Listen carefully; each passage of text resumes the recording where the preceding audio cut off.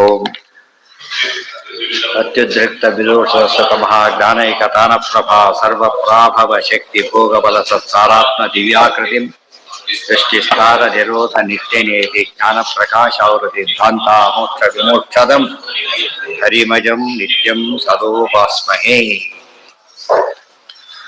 ಈಗ ಎಲ್ಲ ಪದಗಳಿಗೆ ಅರ್ಥ ಹೇಳ್ತಾರೆ. ಸ್ವಪ್ನಾಂತಹ ಸುಷುಪ್ತಿ, ಸ್ವಪ್ನದ ಕೊನೆ ಅಂದೇನದು?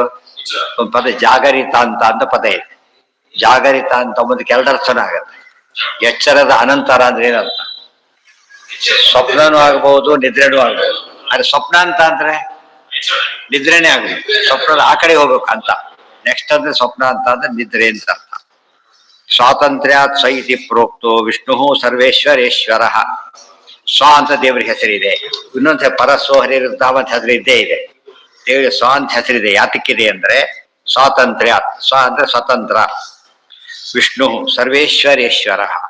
ಸರ್ವೇಶ್ವರಾಯ ನಮಃ. ಅಜ ಸರ್ವೇಶ್ವರ ಸಿದ್ಧ ವಿಷ್ಣು ಸಹಸ್ರನಾಮ. ತಂ ಪ್ರಾಪ್ನೋತಿ ಮನೋ ನಾಮ ಸಂಸಾರಿ ಸ್ವಪಿತೀತ್ಯತಃ. ಪರಮಾತ್ಮನಿಗೆ ಸ್ವ ಅಂತ ಕರೀತಾರೆ. ಸ್ವಪಿತಿ ಅಂದ್ರೇನು? ಹೊಂದೋದು ಅಂತ ಅರ್ಥ. ನಿದ್ರೆಯಲ್ಲಿ ಸಂಸಾರಿ ಜೀವ ಏನಾಗ್ತಾನೆ? ದೇವರ ಹತ್ರ ಹೋಗ್ತಾನೆ. ಅದಕ್ಕೇನಂತ ಕರೀತಾರೆ? ಸ್ವಾಪ ಅಂತ ಕರೀತಾರೆ. ಸ್ವಾಪ. ಸ್ವಪ್ನ ಬೇರೆ, ಸ್ವಾಪ ಬೇರೆ. ಸ್ವಪ್ನ ಅಂದ್ರೆ ಸ್ವಪ್ನಾವಸ್ಥೆ, ಸ್ವಾಪ ಅಂದ್ರೆ ನಿದ್ರಾವಸ್ಥೆ. ಅದಕ್ಕೆ ಹೆಸರಿದೆ. ದೇವರ ಹತ್ರ ಹೋಗಿದ್ದಾರೆ ಅಂತ ಅರ್ಥ. ಮನನಾನ್ ಮನೋನಾಮ ಸಂಸಾರಿ. ಮನಸ್ಸು ಸಂಸಾರಿ ಜೀವ. ಸ್ವ ಅಂದ್ರೆ ದೇವರು. ಮನೋಜೀವ ಅಭಿಮಾನಿ ಸಂಸಾರಿಯಾದ ಜೀವ ನಿದ್ರಾವಸ್ಥೆ ಎಲ್ಲಿಗೆ ಹೋಗಿರ್ತಾನೆ ಅಂದ್ರೆ ದೇವರ ಹತ್ರ ಹೋಗಿರ್ತಾನೆ. ಶೃಂಗ ಅಂಕುರ. ಸಾಮಾನ್ಯವಾಗಿ ಹರಿಪಾದ ಸೇರಿದರು ಏನರ್ಥ? ಅದಕ್ಕೆ ಡೆಡ್ ಅಂತ ಅರ್ಥ. ಅದು ದೇವರ ಹತ್ರ ಎದ್ದಾಗ ಬಲಿರೋದು ನಿದ್ದೆ ಮಾಡ್ತಿದ್ದಾರೆ ಅಂತ ಗೊತ್ತಾಯ್ತಾ?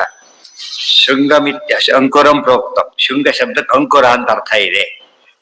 ತನ್ಮೂಲಂ ಭಗವಾನ್ ಹರಿ.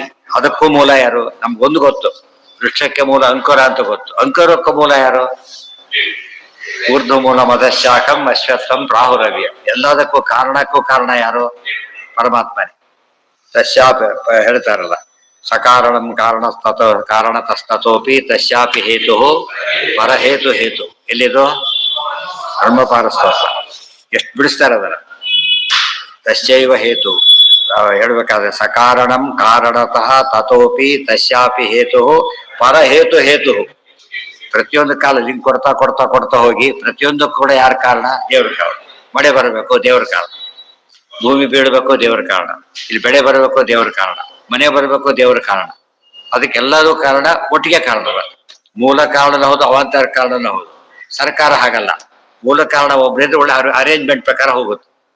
ದೇವ್ರು ಪ್ರತಿಯೊಂದರಲ್ಲೂ ಏನ್ ಮಾಡ್ತಾನೆ? ದೇವರು ಆಕ್ಟಿವೇಟ್ ಮಾಡ್ತಾನೆ. ಪ್ರತಿಯೊಂದು ಕಾರಣವನ್ನು ಆಕ್ಟಿವೇಟ್ ಮಾಡೋ ದೇವರಾದ್ರಿಂದ ದೇವರ ಮಹಿಮೆ. ಹುಡುಗ ಕಡೆ ಕಂಡಿಲ್ಲ ಅಂದ್ರೆ ಅವ್ರ ದೇವರಲ್ಲ ಅಂತ ಅರ್ಥ. ಶೃಂಗಮಿತ್ಯಂಕುರಂ ಪ್ರೋಕ್ತಂ ತನ್ಮೂಲಂ ಭಗವಾನ್ ಹರಿ ಜಗತೋ ಮೂಲಮತ್ಪೇಶ ನಿಮಿತ್ತಂ ನ ವಿಕಾರವಾನ್. ಒಂದು ಎಚ್ಚರಿಕೆ ಕೊಟ್ಟು.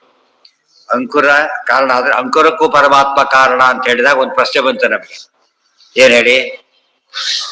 ವೃಕ್ಷಕ್ಕೆ ಅಂಕುರ ಕಾರಣ, ಅಂಕುರಕ್ಕೂ ದೇವರ ಕಾರಣ ಅಂದ್ರೆ ಏನಾಯ್ತಾಗ? ಅಂಕುರ ವಿಕಾರ ಹೊಂದಿ ವೃಕ್ಷ ಆಗುತ್ತೆ. ಸೊ ದೇವ್ರ ವಿಕಾರವಾಗಿ ಅಂಕುರ ಆಗಿದ್ದಾರೆ ಪ್ರಶ್ನೆ ಬರುತ್ತಾಗ. ಅಲ್ಲ, ಅಂಕುರ ಹೊಂದದೇ ಏನಾಗಿದ್ದಾನೆ ನೋಡಿ. ವಾಕ್ಯ ನೋಡಿ. ನಿಮಿತ್ತಂ ನಾನು ನಿಮಿತ್ತ ಕಾರಣನಾಗಿದ್ದಾನೆ ಹೊರತು ಏನಾಗಿಲ್ಲ, ವಿಕಾರಿ ಕಾರಣ ಆಗಿಲ್ಲ. ಯಾಕೆ ಒತ್ತು ಹೇಳ್ಬೇಕಾಗಿದೆ? ಯಾರು ಮುಕ್ತಿಯಲ್ಲಿ ಆನಂದ ಸಾಮ್ಯ ಹೇಳ್ತಾರೋ ಅವರೇ ದೇವರಿಗೆ ಏನ್ ಹೇಳ್ತಾರೆ? ಉಪಾದಾನ ಕಾರಣ ಅಂತ ಹೇಳ್ತಾರೆ. ವಿಕಾರ ಬಂತು, ಉಪಾದಾನ ಮುಗಿದೋಯ್ತು. ಯಥಾ ಪಿತ ಬೀಜ ಜೀವೋ ಯಥಾ ಮೂಲಂ ಅಂಕುರ ಶಾವಿಕಾರತಃ. ನೋಡಿ, ಬೀಜ ಜೀವ ಇದ್ದಾನೆ, ಬೀಜ ಪದಾರ್ಥ ಇದೆ. ಇದರಿಂದ ಏನು ಗೊತ್ತಾಯ್ತು ಗೊತ್ತಾ? ಬೀಜದಲ್ಲೂ ಚೈತನ್ಯ ಇದೆ. ಬೀಜ ಡೆಡ್ ಆಗಿದ್ರೆ ಬೆಳಿತಿತ್ತೆ. ಆಗ ಬೀಜ ಡೆಡ್ ಯಾವಾಗ ಆಗುತ್ತೆ ಹೇಳಿ ನೋಡೋಣ? ಹುರಿದು ಬಿಟ್ರೆ, ಸುಟ್ಟು ಬಿಟ್ರೆ ಡೆಡ್. ಅದು ಜೀವ ಇಲ್ಲ, ಅದರಲ್ಲಿ ಅದು ಬೆಳೆಯೋದಿಲ್ಲ. ಬೀಜದಲ್ಲಿ ಇದ್ದಿದ್ದಕ್ಕೆ ಜೀವ ಬರೋದು ಅಂತ ದೃಷ್ಟಾಂತ ಕೊಡ್ತಾರೆ.